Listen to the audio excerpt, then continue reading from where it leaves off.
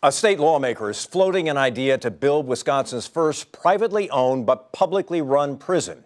It would be a replacement for the Green Bay Correctional Institution in Alloway. There's little disagreement about the condition of that facility. It's old, 118 years old to be exact. It's overcrowded, and something newer and safer is needed. Representative David Steffen of Howard has a bill that would allow a privately built and owned prison to be run by the state of Wisconsin to replace the Green Bay prison by 2022.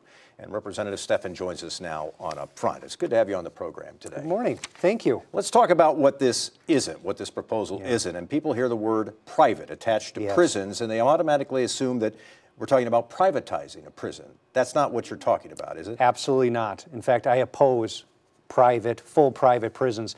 For 5,000 years, there's been a singular structure in terms of prison operation, government-owned, government-staffed in terms of the facility. Last generation or so, there's been a new construct, private prisons, where it's privately owned, privately staffed.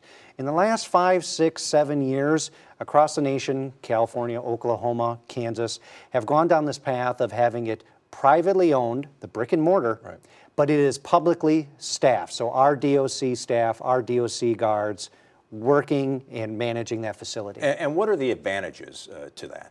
Well, the advantages is we have more control. There have been a lot of issues with the private-only prison model, and by having our DOC, our well-trained, well-experienced guards being the one with the state policies overseeing it, we just end up, in my opinion, we're going to have a better product, a better service that we're providing to the state of Wisconsin. But this is also about taxes, isn't it? I mean, communities might be more receptive to a privately owned prison than they would be to a publicly owned prison. It's one of the great benefits that this facility, because it's privately owned, will be taxable.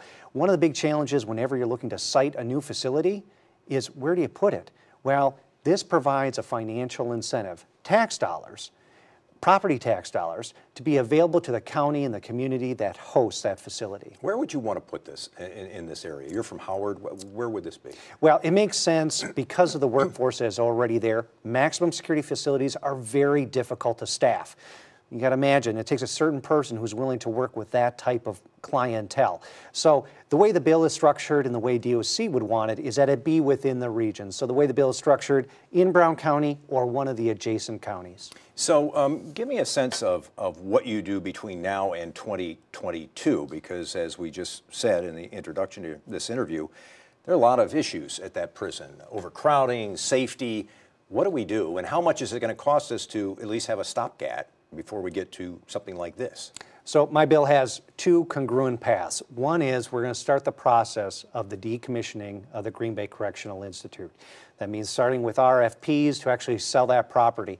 And why it's important for this facility is that facility is unique in that it is sitting on $80 million worth of economic development land. It sits on the Fox River. It has some of the most beautiful scenes of the city, but it's not receiving a single dollar in tax benefit to the community or county in Brown County. So it could be turned into housing or condos or Absolutely. What? Yeah. Housing, condos. In fact, this has been done. Historically significant facilities like prisons can be transitioned that respect the history, but provide this opportunity for property tax benefit for the entire community. So coffee shops, retail space, office space, all by still respecting the history that's involved. Why is this a good deal for a private developer? Why would they want to be involved in this kind of project? So I spent 10 months working with architects, developers who kind of work in this space.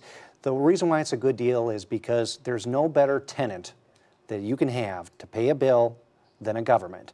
And so by having a state paying a lease every month, you know that money's coming in. So there's what's called REITs, Real Estate Investment Trusts, which are they build shopping malls all the time, but guess what? They also build prisons.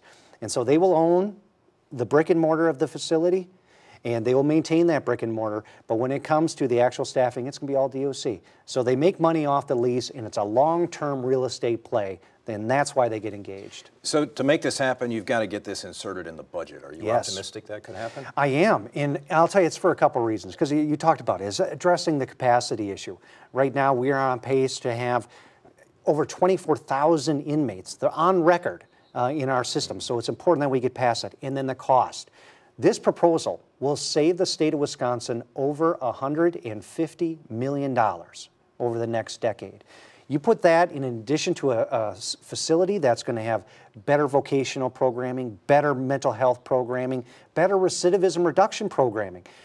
It is a win-win situation to have this make it through the process, and I'm very optimistic it's going to make its way to the governor's desk. Dave Steffen is the Republican state representative from Howard up in the Green Bay area. It's good to have you on the program today. Thanks very much. Thank you so much, sir. Coming up next on Upfront, don't knock the fastest growing area in Wisconsin.